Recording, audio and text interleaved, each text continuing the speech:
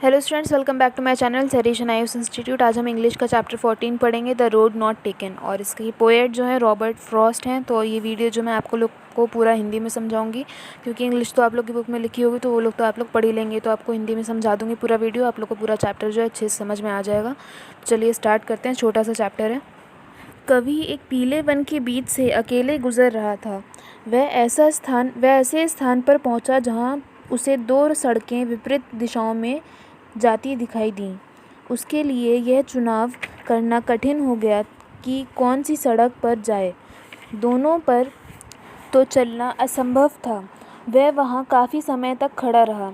उसने एक सड़क पर अपनी दृष्टि जहाँ तक जा सकती थी दौड़ाई। वह काफ़ी अच्छी थी। दूसरा रास्ता भी बराबर आकर्षक था, पर वह बेहतर लगा क्योंकि वह घास वाला था तथा उसे किसी ने पैरों तले कुचला ना था। दोनों ही सड़कें उसे प्रातःकाल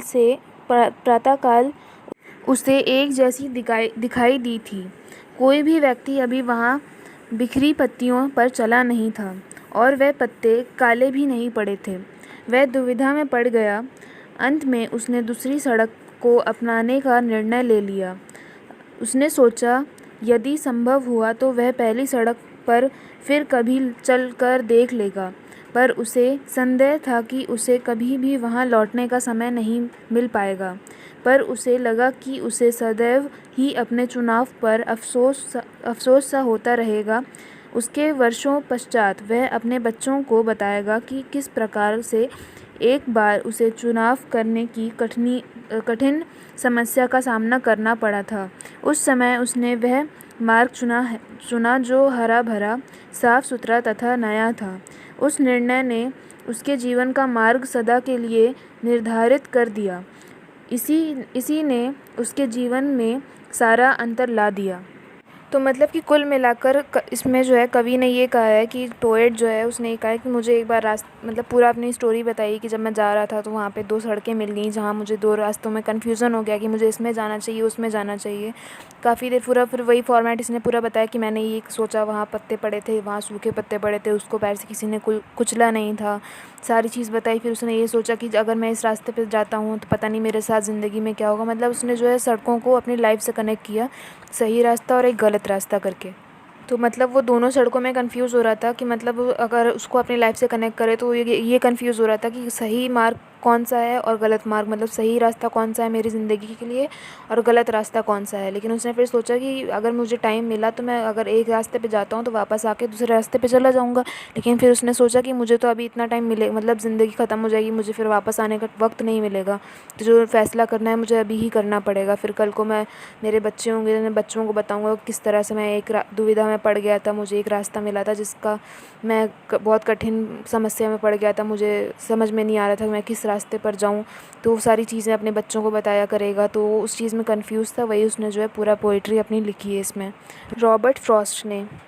तो मतलब इसी से रिलेटेड एग्ज़ाम में भी इसी तरह से क्वेश्चन आएंगे कि वो एक रास्ता कैसा लग रहा था उसे और दूसरा रास्ता कैसा था, और वहाँ पत्ते कुचले थे नहीं कुचले थे, पूरा इसी तरह से। और फिर वो उसने क्या सोचा था, क्या सोच के कौन से मार्ग पे गया था, फिर उसने क्या सोचा था कि अपने बच्चों को क्या क्या बताएगा। इस तरह से करके क्वेश्चन आ सकते हैं। तो उसका आंसर आप लोग इंग्लिश में ही देना पड़ेगा। ये तो मैंने हिंदी में पूरा चैप्टर आप लोग को समझाने के लिए बताया ताकि आप लोग को चैप्टर समझ में आ जाए, क्योंकि इंग्लिश में आप लोग की बुक में इंग्लिश लिखी होगी तो आप लोग को पढ़ के शायद ना समझ में आ रही हो।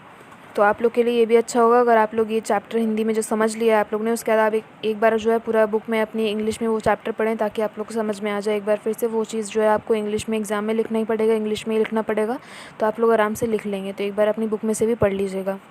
और एग्ज़ाम में तो आप लोग को अपनी लैंग्वेज बनानी पड़ेगी। जितना भी आप लोग पढ़ लें, बुकिश लैंग्वेज तो आएगी नहीं छोटे बच्चों की तरह, तो बड़ी क्लास है तो अपनी तरफ से आप लोग को बना बना के आंसर लिखना पड़ेगा। उस चीज़ की आप लोग को अच्छे से प्रैक्टिस करनी होगी।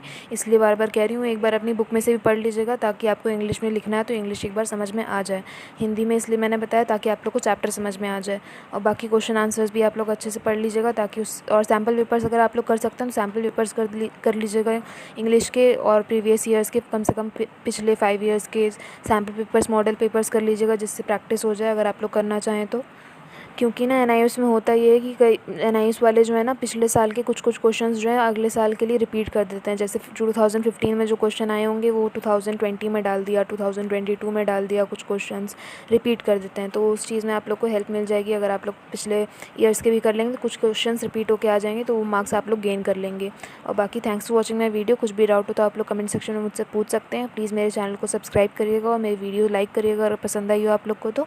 और प्लीज़ मेरी वीडियो शेयर भी करिएगा ताकि और लोगों को भी हेल्प मिलती रहे। और एनआईए से रिलेटेड आप लोगों को कुछ भी डाउट हो तो आप कमेंट सेक्शन में मुझसे पूछिएगा। कोई भी क्वेरी हो मैं आप लोग की हेल्प करूँगी, क्योंकि मैंने भी एनआईए से 3 साल पढ़ाई करी है। तो आप लोग को अच्छे से समझा दूँगी जो भी आप लोग को डाउट होगा। काफ़ी नए न्यू स्टूडेंट्स होते हैं तो उन्हें समझ में नहीं आता, तो आप लोग पूछ सकते हैं।